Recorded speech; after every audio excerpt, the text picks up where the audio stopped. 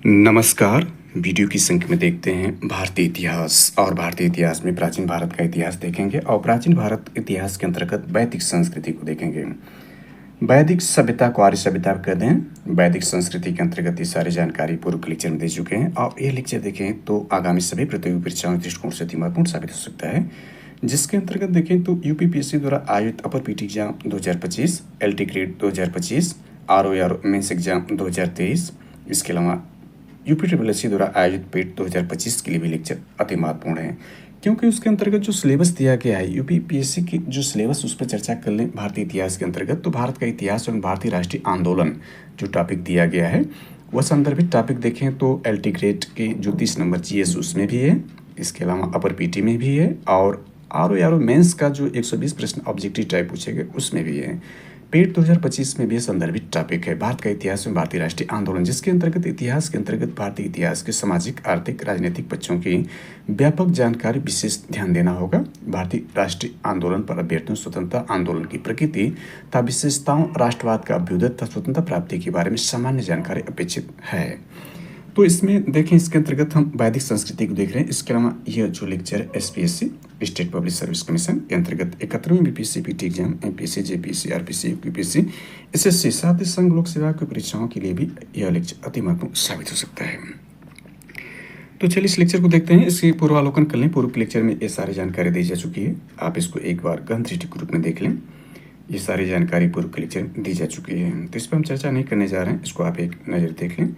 इसमें जो हम चर्चा कर रहे थे यहाँ से हमने यानी पूर्व का लेक्चर यहाँ तक हमने समाप्त किया था। इसमें 4 वर्ण को हमने देखा था। 4 वर्ण देखें तो ब्राह्मण मुख से उत्पत्ति, क्षत्रिय भुजा से उत्पत्ति और शूद्र पैर से उत्पत्ति और वैश्य जंघा से उत्पत्ति के जो इसमें दिया गया। हालांकि इसको हमने ये विकृति के रूप में है, ये जो विकृतियाँ आई थी यह जो है उत्तर वैदिक काल में आए थे, जबकि ऋग्वैदिक काल में ये विकृतियाँ नहीं थी। ऋग्वैदिक काल में व्यवसाय के आधार पर इस सब निर्धारित था और ये विकृति वर्तमान में देखें तो इसका अपडेट कर लेते हैं। वर्तमान स्वरूप में देखें तो जो है देखें जो सर्वेंट है वर्तमान में, जो किसी भी देश में हो, भारतीय संस्कृति में हो, वैदिक संस्कृति या कोई भी है, जो सर्वेंट वही शूद्र है, जिसके पास ज्ञान है, जिसके पास राजनीतिक पावर, पॉलिटिकल पावर है यानी शक्ति है और जिसके पास पैसा है, यही जो है शक्तिशाली हैं। और जो सर्वेंट है विश्व में कहीं भी वही शूद्र माना जाता है।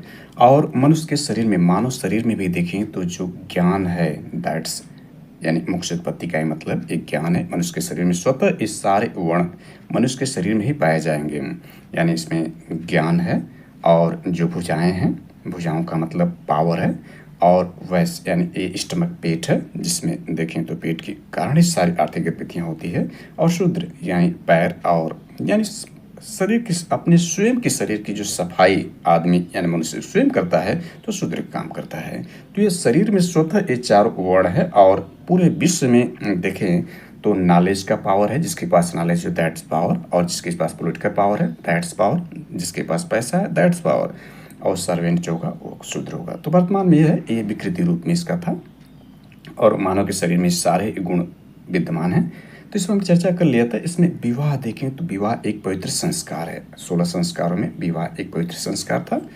और विवाह के प्रकार में देखें तो 2 प्रकार के, एक अनुलोम विवाह, दूसरा प्रतिलोम विवाह था। अनुलोम में उच्च वर्ण पुरुष एवं निम्न वर्ग स्त्री जो था अनुलोम विवाह था। प्रतिलोम का मतलब उल्टा विवाह। प्रतिलोम उल्टा विवाह क्या था, इसका उल्टा था उच्च वर्ण स्त्री और निम्न वर्ग पुरुष का विवाह, ये प्रतिलोम विवाह था। विवाह एक पवित्र संस्कार है। तो संस्कार देखें 16 संस्कारों में विवाह को देख लेते हैं। पहले संस्कार में यहाँ पर आप देख सकते हैं संस्कार 16 संस्कार है। संस्कार का अर्थ है परिष्कार या शुद्धिकरण, ये नोटेड पॉइंट में रखें। पहला यहाँ पर है आखिरी अंत्येष्टि या अंतिम संस्कार जिसको कहते हैं। और हमने देखा कि विवाह एक महत्वपूर्ण संस्कार के अंतर्गत है। तो यहाँ पर देख सकते हैं विवाह एक 15वां संस्कार इम्पोर्टेंट है। आगे भी संस्कार पर हम चर्चा करेंगे, लेकिन यहाँ पर विवाह संस्कार के बारे में हम देख रहे हैं। तो जो प्राचीन काल में विवाह का प्रकार था उसको भी यहाँ पर देख लेते हैं। वैसे प्राचीन काल में देखें तो विवाह 8 प्रकार के थे। इसमें जो देखें तो यहाँ पर दिया गया, इसके संक्षेप में चर्चा कर लेते हैं। पहला देखें तो ब्रह्म विवाह है, इसके बारे में। दूसरा प्रजापति विवाह, तीसरा अर्श विवाह, चौथा दैव विवाह है, 5वां असुर विवाह, 6वां गंधर्व विवाह, 7वां राक्षस विवाह और 8वां 50 विवाह। 8 प्रकार के विवाह प्राचीन काल में थे। इसमें ब्रह्म विवाह के बारे में देख सकते हैं कि ब्रह्म विवाह हिंदू विवाह के प्रकार type of Hindu marriage in Hindi सबसे अच्छा स्वरूप माना जाता है। यह तब होता है जब लड़की के पिता सुनिश्चित करने के बाद कि वो अच्छे चरित्र और विद्वान है, उसे दूल्हे के रूप में दूल्हे को दे देते हैं। दूल्हा दुल्हन के परिवार पर किसी प्रकार के भौतिक उपहार दहेज देने का दबाव नहीं बनाता है। प्रजापत्य विवाह हम देखें तो ब्रह्म विवाह के समान इस विवाह में दुल्हन के पिता द्वारा उससे दूल्हे को सौंप दिया जाता था, लेकिन आपसी समझ के साथ जोड़ा एक साथ अपना धर्म निभाएगा। अर्श विवाह देखें, विवाह के इस रूप में दूल्हा शादी से पहले दुल्हन के परिवार को एक गाय और बैल देता था। यह रूप ऋषि मुनियों में प्रचलित था। अर्श विवाह। दैव विवाह देखें तो इस प्रकार के विवाह में दुल्हन के पिता द्वारा उससे बलि शुल्क के रूप में एक पुजारी को सौंपना शामिल था। इस प्रकार का चलन तब होता था जब माता पिता अपनी बेटी की शादी का खर्च वहन नहीं कर पाते थे। असुर विवाह देखें, विवाह के इस रूप में दूल्हा दुल्हन शादी करने के लिए उसके परिवार को दहेज देता है। इस विवाह का निचला रूप माना जाता है क्योंकि इसमें अनिवार्य रूप से दुल्हन को दूल्हे द्वारा खरीदा जाता है। इसके बाद गंधर्व विवाह देखें तो यह मूलतः एक प्रेम विवाह था जहां जोड़ा अपने माता पिता की सम्मति के बिना विवाह करता था। यह बिना किसी अनुष्ठान, गवाह या दहेज के आपसी आकर्षण पर आधारित था। इसके बाद राक्षस विवाह देख सकते हैं, यह एक जबरन विवाह जहां दुल्हन का अपहरण कर लिया जाता था और अक्सर युद्ध में उसके परिवार के सदस्यों की हार के बाद उसकी इच्छा के विरुद्ध शादी करने के लिए मजबूर किया जाता था। यह विवाह का क्रूर रूप माना जाता है। 50 विवाह इस विवाह का सबसे निचला रूप माना जाता है। इसमें पुरुष उस महिला को भला फुसलाकर या धोखा देकर शादी कर लेता था जब वो मानसिक स्थिति में ठीक नहीं होती थी। इस रूप को शास्त्रों में निंदा की, यानी 50 विवाह के शास्त्रों में निंदा की गई है। इसमें हमने देखा विवाह के प्रकार और विवाह एक पवित्र संस्कार था। ये 15वां संस्कार 16 संस्कारों में हमने देखा। इसके बाद ऋग्वैदिक काल में देखें स्त्रियों की दशा के बारे में। ऋग्वैदिक काल का समय हमने देख लिया था, ऊपर ही इस पर विस्तार से हमने चर्चा कर लिया है। यहाँ पर देखें तो जो बाएं तरफ है उसमें ऋग्वैदिक काल की घटनाओं का हम वर्णन कर रहे हैं, जिसका काल देख सकते हैं 1500 से लेकर 1000 ईसा पूर्व तक है। उत्तर वैदिक काल देखें तो 1000 से 600 ईसा पूर्व का समय उत्तर वैदिक काल है। तो इसमें आप देख सकते हैं यानी सारी जानकारी, यानी बाएं तरफ जो है ऋग्वैदिक काल है और दाहिने तरफ जो उत्तर वैदिक काल है। ये सारी घटनाओं को इसमें समझाने का प्रयास किया गया है। तो यहाँ पर ऋग्वैदिक काल में देखें स्त्रियों की दशा के बारे में, तो पर्दा प्रथा एवं सती प्रथा प्रचलित नहीं थे, यानी स्त्रियों की दशा काफ़ी अच्छी थी। इसमें पर्दा प्रथा और सती प्रथा प्रचलित नहीं थी। स्थिति अच्छी शिक्षा ग्रहण कर सकती थी। कन्याओं को उपनयन संस्कार होता था। उपनयन संस्कार देखें 16 संस्कारों में एक महत्वपूर्ण संस्कार था, क्योंकि उपनयन संस्कार के बाद ही द्विज, यहाँ पर आप देख सकते हैं द्विज के अंतर्गत ब्राह्मण, क्षत्रिय, वैश्य, इनको द्विज कहा जाता था, दोबारा जन्म होता था। इसको जनेऊ संस्कार भी कहते हैं। अर्थात द्विज का अर्थ होता है जैसे दांत भी द्विज होते हैं, 2 बार आते हैं, चंद्रमा भी द्विज के रूप में जाना जाता है और इनको द्विज कहा जाता है। इनका उपनयन संस्कार होता था, अर्थात जनेऊ संस्कार होता था, दोबारा जन्म होता है, शूद्रों का नहीं होता, जिसको आगे हमने देख लिया था वर्ण व्यवस्था के आधार पर। हालांकि ये विकृति फॉर्म है, ये वर्ण व्यवस्था विकृति रूप में है, क्योंकि शरीर में हमने देखा कि सारे वर्ण हैं और पूरे विश्व में जो है सर्वेंट दैट इज शूद्र कहलाते हैं। तो उपनयन संस्कार को हमने देखना था। तो उपनयन संस्कार देखें तो इसमें कन्याओं का उपनयन संस्कार होता था। उपनयन संस्कार का मतलब द्विज, अर्थात ये जो है जो वेद है उसका अध्ययन करने के योग्य थी कन्याएं इस स्थिति में ऋग्वैदिक काल में। इसके बाद हम देखते हैं कि यहाँ पर पुनर्विवाह, नियोग प्रथा एवं बहुपति विवाह प्रचलित था, यानी पुनर्विवाह होता था, नियोग प्रथाएं भी थी और बहुपति विवाह प्रचलित था। अमाजू अविवाहित महिलाएं थीं, यानी जो शादी महिलाएं नहीं करती थी उनको अमाजू कहा जाता था। बाल विवाह नहीं था, यानी समाज काफ़ी सभ्य समाज और सुसभ्य समाज था महिलाओं के दृष्टिकोण से। और पूरे रूप में देखें तो इसमें बाल विवाह नहीं था, पर्दा प्रथा, सती प्रथा नहीं थी, शिक्षा ग्रहण कर सकती, उपनयन संस्कार था, वेद अध्ययन करने का अधिकार था, पुनर्विवाह होता था, नियोग प्रथाएं थी, बहुपति विवाह प्रचलित था, अमाजू जो थी अविवाहित महिलाओं को कहा जाता था। इसके बाद देखिए प्रमुख विदुषी महिलाएं, यानी जैसे विद्वान पुरुष होते हैं वैसे विद्वान महिलाओं को विदुषी कहा जाता है। तो इसमें यानी ऋग्वैदिक काल में जो विदुषी महिलाएं प्रमुख रूप से कौन है, तो लोपामुद्रा इंपॉर्टेंट है, घोषा, सिक्ता, गार्गी, विश्वधारा, अपाला आदि जो है प्रमुख विदुषी महिलाएं रहीं ऋग्वैदिक काल में। इनको इंपॉर्टेंट रूप से आप नोट कर लें, यानी ये महिलाएं वेरी वेरी इंपॉर्टेंट हैं। कुल मिलाकर देखें तो यहाँ जो है 1 2 3 4 5 6 महिलाएं जो है प्रमुख विदुषी महिलाओं के अंतर्गत हैं। ऋग्वेद में देखें तो पत्नी ही गृह है, यानी ऋग्वेद में कहा गया है कि पत्नी ही गृह है, इसलिए पत्नी को गृहिणी कहा जाता है, यानी पत्नी ही गृह है, ऐसा ऋग्वेद में कहा गया है। जायदस्तम इससे अगले शब्द है पत्नी ही गृह है। ये ऋग्वेद में वर्णित है, जो सबसे प्राचीन वेदों में शामिल है। यानी सबसे भारत का सबसे यानी वेद में देखें सबसे प्राचीन वेद ऋग्वेद है। इस पर हमने पूर्व में विस्तार से चर्चा कर लिया था। ऋग्वेद में हमने देखा था, यानी ऋग्वेद के बारे में संक्षेप में यहाँ जानकारी ले लेते हैं, यानी आगे इसमें नोट्स में निहित होगा। लेकिन ऋग्वेद में देखें तो कुल 10 मंडल हैं, 10 मंडल हैं, जिसमें दूसरा से 7वां मंडल सबसे प्राचीन मंडल, जिसमें वंश मंडल यानी वंशावली दी गई है। 10 मंडल हैं और 1028 इसमें सूक्त हैं और 10,580 इसमें मंत्र हैं। 118 दोहराए गए मंत्र हैं। कुल मंत्र देखें तो 10,462 इसमें मंत्र हैं। इसकी मूल लिपि ब्रह्मी लिपि इसकी मूल लिपि है। मंत्रों को उच्चारण करने वाले यानी ऋग्वेद के जो मंत्र है उसको उच्चारण करने वाले को होता या होत्र कहा जाता है। इसका उपवेद भी है, आयुर्वेद इसका उपवेद है। और इसमें सर्वाधिक जो वर्णन है 250 बार इंद्र का है और 200 बार जो है वह अग्नि का वर्णन है। गायत्री मंत्र जो है तीसरे मंडल से में लिया गया है। गायत्री मंत्र जो है जिसकी रचना विश्वामित्र जी करते हैं तीसरे मंडल में है। और चौथा मंडल कृषि संबंधित जानकारी संबंधित है और 7वां मंडल इसका वरुण को समर्पित है। और इसमें ध्यान दें कि इसके ब्राह्मण ग्रंथ 2 हैं, ऐत्रेय और कौशिकी है। ऐत्रेय में जनपद एवं राजस्व यज्ञ का वर्णन है। और 10वें मंडल में यानी 10वां मंडल जो ऋग्वेद का है उसमें चारों वर्णों यानी यहाँ जो वर्ण दिखाया गया है जिसको हमने देखा था विकृति भार में इस रूप में है। तो ऋग्वेद के 10वें मंडल में चारों वर्ण का वर्णन है। 9वें मंडल में सोम का वर्णन है। तो हमने थोड़ा विस्तार इसको कर लिया, आगे हालांकि नोट्स में निहित होगा ऋग्वेद के बारे में, तो यह देख सकते हैं। इसके बाद आर्थिक स्थिति देखते हैं, यानी इकोनॉमिक स्टेटस क्या रहा ऋग्वैदिक काल में। तो प्रारंभिक जीवन अस्थायी, यानी इनका प्रारंभिक जीवन क्या था, अस्थायी था, यानी परमानेंट नहीं थे, किसी स्थान पर एक जगह या स्थायी रूप से निवास नहीं करते थे। मूलतः ग्रामीण था, जैसा कि हमने सिंधु घाटी सभ्यता को देखा था कि वह नगरीय सभ्यता थी। उसके अपेक्षा देखिए ऋग्वैदिक काल जो है वह ग्रामीण सभ्यता थे, यानी ग्रामीण थे। पशुपालन मुख्य पेशा था, यानी लोग पशुपालन करते थे। कृषि गौण थे, यानी कृषि जो इस दौर में यानी ऋग्वैदिक काल में देखेंगे तो कृषि ज़्यादा नहीं था, थी लेकिन गौण थे, बहुत कम था। पेशा बहुत ज़्यादा पशुपालन का मुख्य पेशा इनका था और ग्रामीण जो है ये सभ्यता थे। गाय सर्वाधिक महत्वपूर्ण थी, यानी इसका देखें तो मुख्य पेशा इन लोगों क्या था, पशुपालन था, उसमें गाय सर्वाधिक महत्वपूर्ण थी। ऋग्वेद में 176 बार जो देखें तो गाय का उल्लेख आया है। ऋग्वेद में देखें तो बढ़ई, रत्कार, बुनकर, चर्मकार, कुंभकार आदि शिल्पियों का उल्लेख है, यानी ये शिल्पियाँ थीं, यानी निर्माण शिल्पियों का मतलब निर्माण करने वाले जो व्यक्ति थे उनको बढ़ई, रत्कार, बुनकर, चर्मकार, कुंभकार आदि शिल्पियों के रूप में उल्लेख ऋग्वेद में है।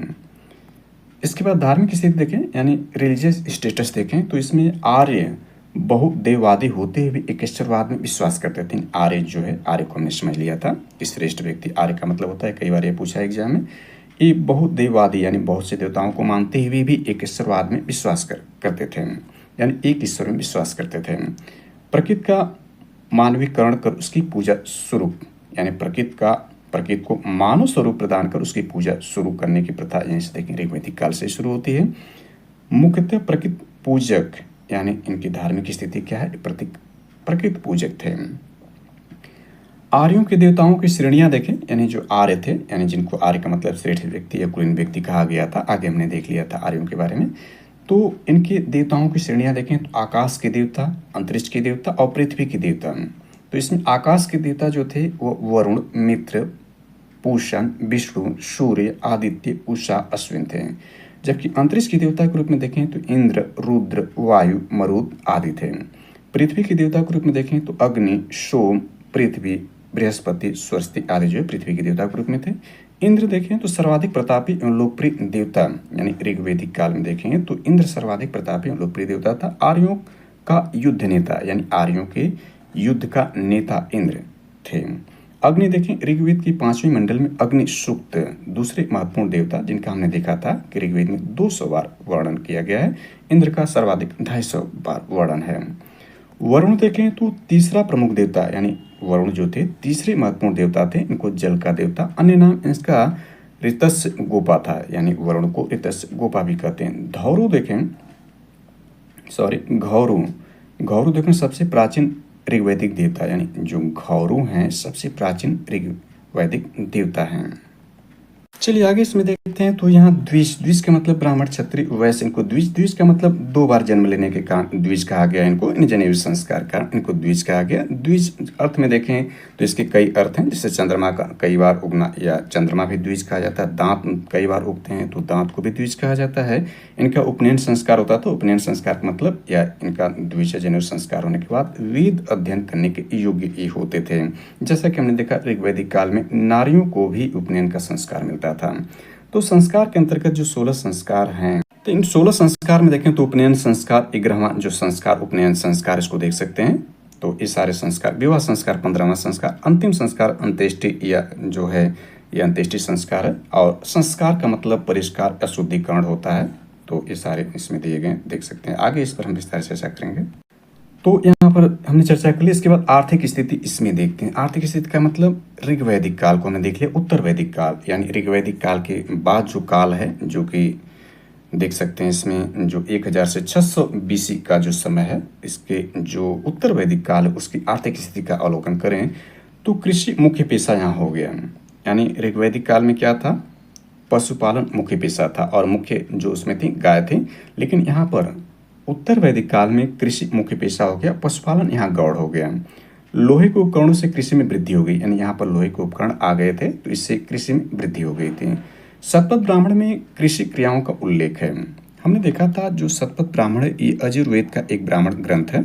यजुर्वेद के 2 ब्राह्मण ग्रंथ हैं जिसमें एक शतपथ दूसरा तैत्तिरीय है। शतपथ ब्राह्मण में ही देखें तो कृषि एवं सिंचाई का वर्णन है। शतपथ ब्राह्मण जो है यह यजुर्वेद से संबंधित है, यानी जिसमें ऋग्वेद सामवेद यजुर्वेद को वेद त्रयी कहा जाता है। तो यजुर्वेद में जो है शतपथ ब्राह्मण ग्रंथ है।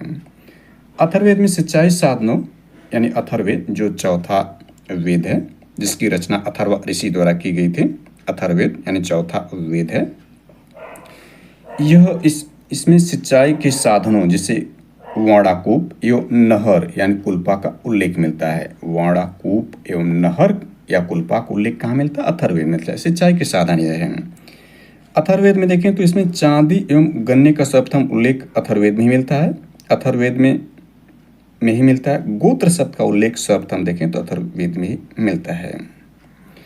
और अथर्ववेद की विशेषता यह है कि इसमें मंत्र, रोगनाशक, जादू टोना, विवाह गीत इत्यादि मिलता है। अथर्ववेद का कोई आर्णयक ग्रंथ नहीं है। इसकी संख्या 7 है। मार्ग मार्ग एवं कर्म मार्ग के बीच सेतु जो आर्णयक करते हैं। अथर्ववेद को हमने पूर्व में ही देख लिया था कि अथर्ववेद देखें तो ये जो आपका है, यानी इसमें देखें तो अथर्ववेद में सभा एवं समिति को प्रजापति की 2 पुत्रियों के रूप में वर्णन किया गया है। इसको हमने पूर्व में देखा था और कई बार एग्जाम में पूछा गया है। अथर्ववेद में देखें तो अथर्ववेद में आयुर्वेद अर्थात जीवन का विज्ञान का उल्लेख सर्वप्रथम मिलता है अथर्ववेद में, जो कि सबसे बाद में जोड़ा गया वेद है। प्रथम सबसे प्राचीन ऋग्वेद है, इसके बाद यजुर्वेद फिर सामवेद है और इनको मिलाकर वेद त्रय कहा जाता है। यानी ऋग्वेद सामवेद यजुर्वेद को वेद त्रय या त्रय कहा जाता है। ये भी एग्जाम में पूछा गया है। आगे इसमें देखते हैं तो यह है उल्लेख। तो यह है सीता। देखें सीता किसको, हल की नाली यानी जो हल की नाली बनती है उसको सीता कहते हैं। इंपॉर्टेंट है, नोटेड पॉइंट के रूप में रखें कि सीता जो है उत्तर वैदिक काल में हल की नाली को सीता कहा गया। मुख्य फसल इसमें धान और गेहूं थे, यानी उत्तर वैदिक काल की मुख्य फसलों में धान और गेहूं थे।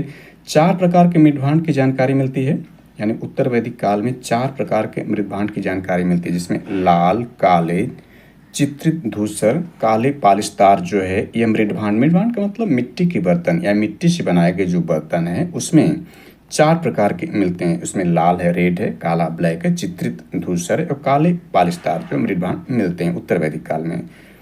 तैत्तिरीय ब्राह्मण देखें तो में नगर की चर्चा, हालांकि शुरुआती नगर ही स्थापित हस्तिनापुर, कौशाम्बी जैसे प्रो अर्बन साइट, यानी तैत्तिरीय ब्राह्मण किसका ग्रंथ है हमने देख लिया था। यानी ये तैत्तिरीय जो ब्राह्मण ग्रंथ है ये यजुर्वेद का ही है, जिसमें शतपथ ब्राह्मण था। शतपथ ब्राह्मण और तैत्तिरीय यजुर्वेद के 2 ब्राह्मण ग्रंथ हैं। तो तैत्तिरीय ब्राह्मण ग्रंथ में नगर की चर्चा, हालांकि शुरुआती नगर ही स्थापित थे, शुरुआती यानी इनके शुरुआती दौर था, जैसे हस्तिनापुर, कौशाम्बी से प्रो अर्बन साइट मिलते हैं।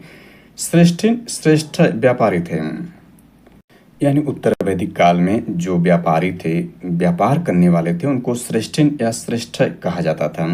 शतपथ ब्राह्मण में महाजनी प्रथा का उल्लेख है, यानी शतपथ ब्राह्मण को हमने देख लिया था कि यजुर्वेद का ही एक ब्राह्मण ग्रंथ है, इसमें तैत्तिरीय भी उसका ब्राह्मण ग्रंथ है यजुर्वेद का। तो शतपथ ब्राह्मण में महाजनी प्रथा का उल्लेख है।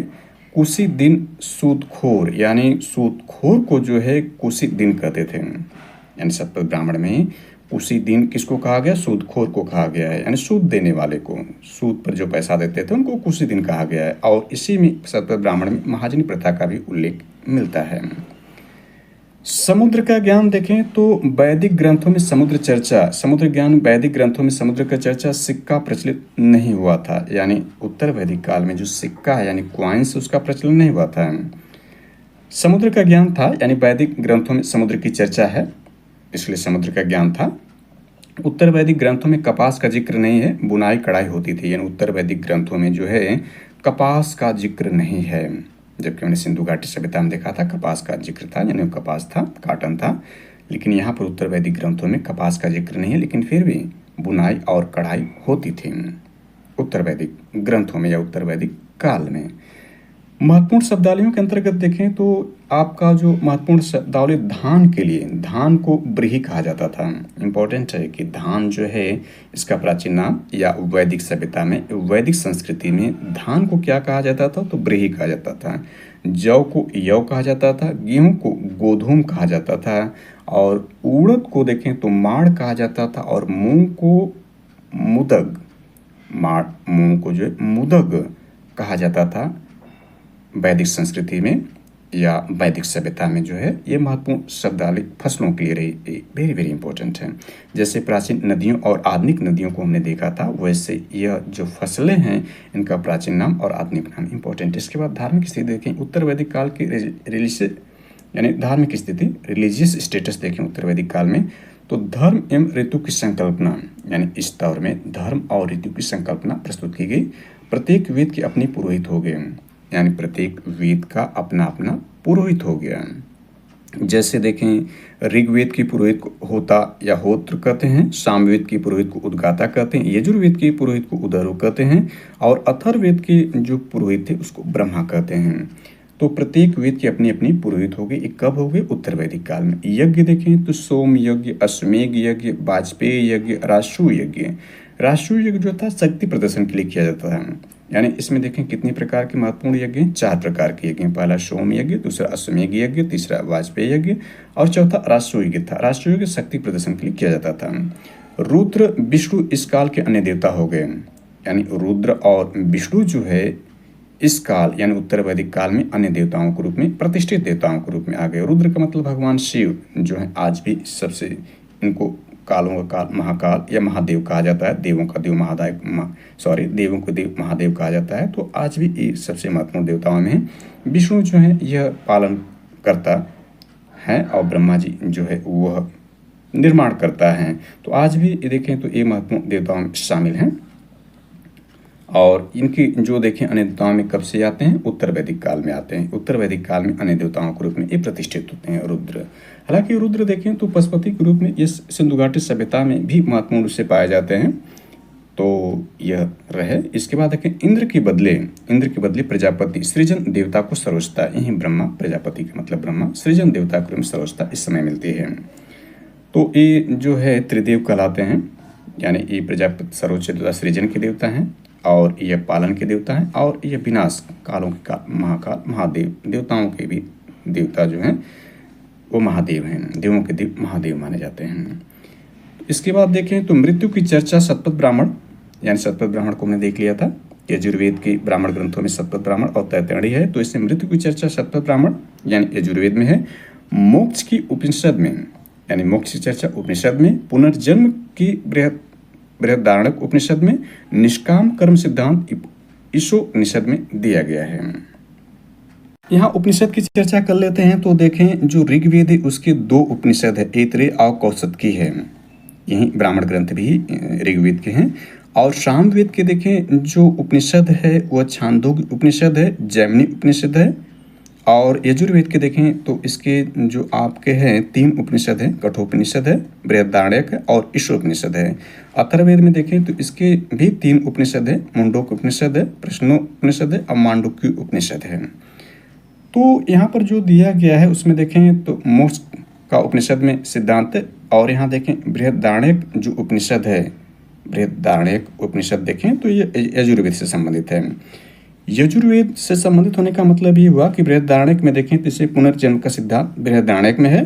कठोपनिषद भी यजुर्वेद का उपनिषद है, इसमें नचिकेता यम का संवाद दिया गया है। और देखें ईशोपनिषद भी यजुर्वेद यानी यजुर्वेद का उपनिषद है, इसमें गीता का निष्काम कर्म जो है ईशोपनिषद लिया गया है। ये यजुर्वेद का उपनिषद ये भी है, यानी यजुर्वेद से संबंधित सारे जो है आपके उपनिषद इसमें दिए गए हैं। जबकि मुंडकोपनिषद देखें जो अथर्ववेद का उपनिषद है, इसमें सत्यमेव जयते दिया गया है।